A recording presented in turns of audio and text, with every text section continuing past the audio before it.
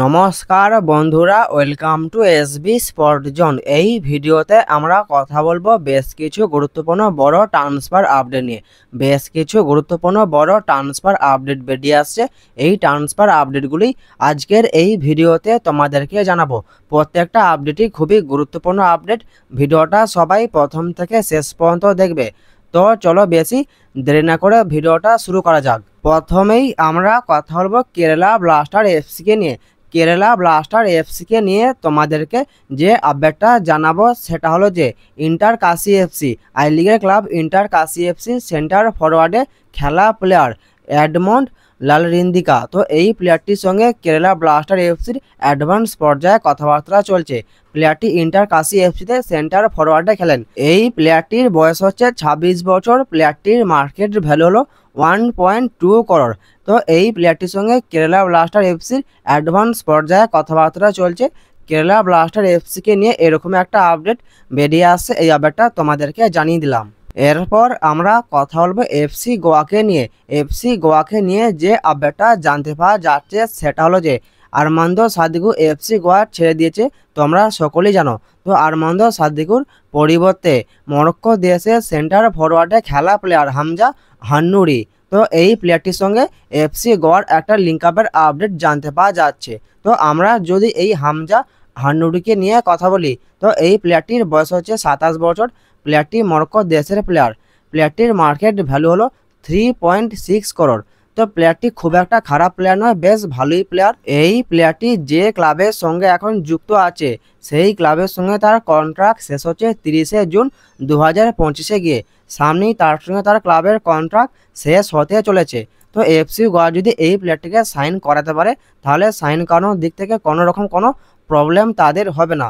তো এফসি গোয়াকে নিয়ে এরকম একটা আপডেট জানতে পাওয়া যাচ্ছে যে এফসি গোয়া এই প্লেয়ারটিকে নেবার জন্য তার সঙ্গে কথাবার্তা চালাচ্ছে। দেখা যাক শেষমেশ কী হয়। পরবর্তীকালে নতুন কোনো আপডেট জানতে পাওয়া গেলে আমি তোমাদেরকে অবশ্যই জানিয়ে দেব।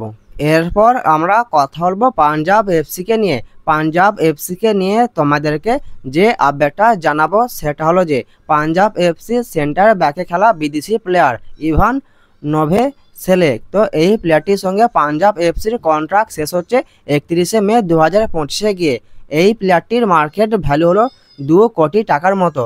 তো এই ইভানকে নিয়ে যে আপডেটটা জানতে পাওয়া যাচ্ছে সেটা হলো যে পাঞ্জাব এফসির এই সেন্টার ব্যাককে নেবার জন্য আসলে 4টি ক্লাব তার সঙ্গে কথাবার্তা চালাচ্ছে। তো এরকমই একটা আপডেট এই প্লেয়ারটিকে নিয়ে জানতে পাওয়া যাচ্ছে। তো এই আপডেটটা তোমাদেরকে জানিয়ে দিলাম।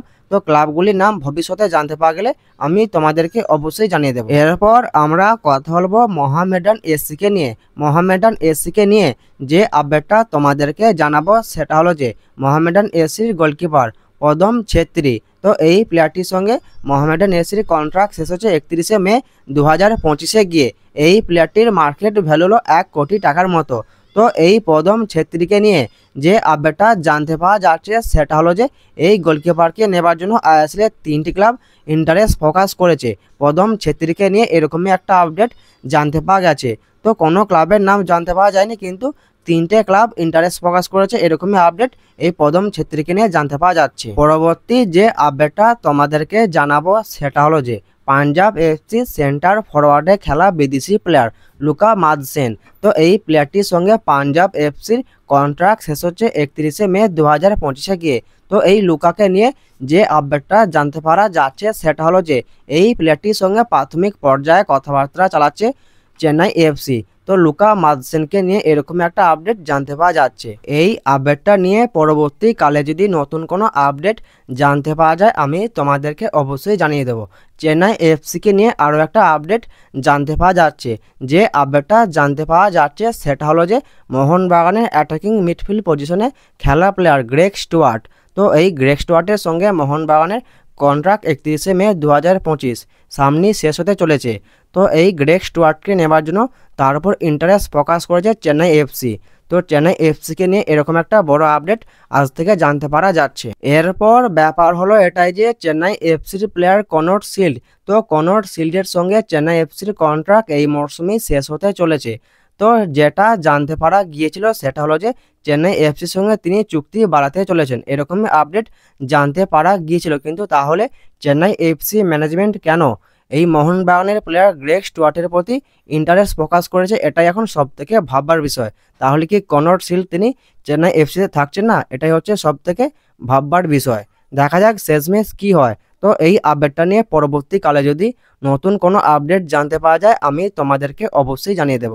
আজকের এই ভিডিওতে তোমাদেরকে এই আপডেটগুলোই জানানো ছিল, এই আপডেটগুলো তোমাদেরকে জানিয়ে দিলাম।